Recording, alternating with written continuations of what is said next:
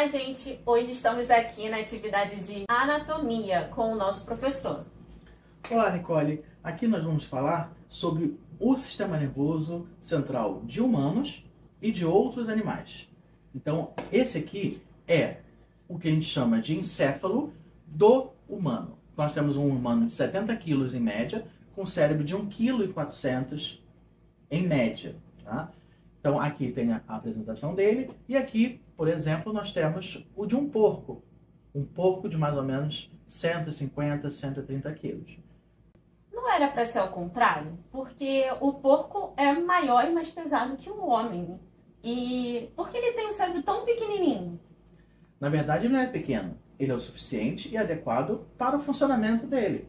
Então, aqui nós temos uma adaptação que é o quanto de função nós temos.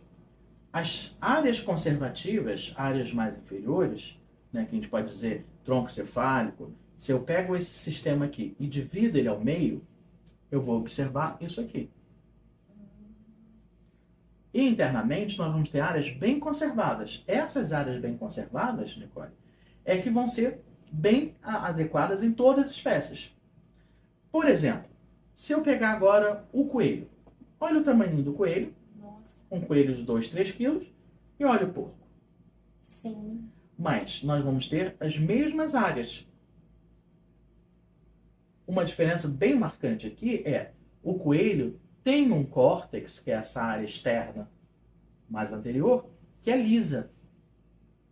Já Isso tem alguma diferença? Muita.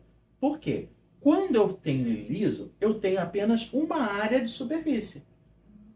Quando eu faço essas dobrinhas, que são chamadas de invaginações, eu aumento a área de superfície.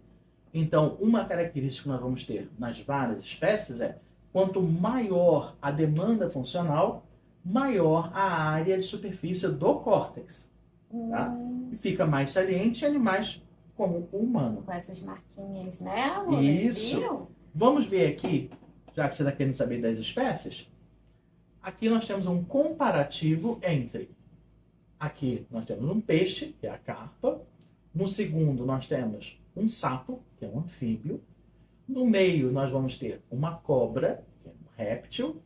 Aqui o pombo, que é uma ave. E olha de novo aqui o nosso coelho, como representante de mamífero. Vejam que há uma diferença no tamanho. Muito diferente. E das estruturas. Por exemplo, se nós analisarmos o tamanho do cerebelo em comparação ao tamanho do nosso cérebro e o córtex aqui. Num animal como o coelho, num animal como o porco e num animal como o humano. E professor, tem alguma diferença entre o cérebro do homem e da mulher? Não. O que nós vamos ter são as diferenças individuais. Então, eu posso ter um cérebro menor do que o seu e você ter maior do que o meu ou menor. A média da população, ela vai estar no torno de mais ou menos 1,5 kg, pessoal. Então, 1,4 kg, 1,5 kg, não importa. É a média. Então, nós vamos ter...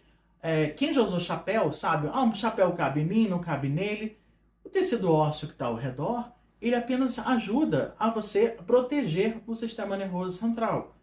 Mas é lógico que é um reflexo, lógico, do tamanho que tem dentro também. Mas não tem só o cérebro. Então, não confundam a pessoa ter uma cabeça grande com um cérebro grande. E não confundam também a pessoa ter um cérebro grande e ser mais inteligente ou não. Tá? Não há diferença entre mulheres, homens, como não há diferença entre o porco e a porca, entre o rato e a rata, porque há diferença entre as espécies, porque cada uma tem demandas evolutivas, mas não entre indivíduos de uma mesma espécie. Ouviram, gente? Não tem diferença entre o tamanho do cérebro do homem e da mulher. Outra coisa, professor, que eu acho que a gente tem essa dúvida há muito tempo, é sobre a questão da capacidade de utilização do nosso cérebro. Muita gente fala que a gente só usa os 10% do cérebro. De modo algum. 10% não. Nós usamos ele todo. Podemos usar bem ou mal, mas usamos ele todo. Então, quando a gente analisa, ou quando se vê uma imagem de tomografia que mostra a iluminação de uma área ou outra, é que essa área está mais utilizada do que outra naquele momento. Mas para nós podermos atuar enquanto eu falo, enquanto eu escuto, enquanto eu me mexo, eu estou utilizando várias áreas dessa estrutura. Quer saber mais sobre estrutura e funcionamento? Sim. Nós temos uma outra atividade que ilustra isso. Vamos?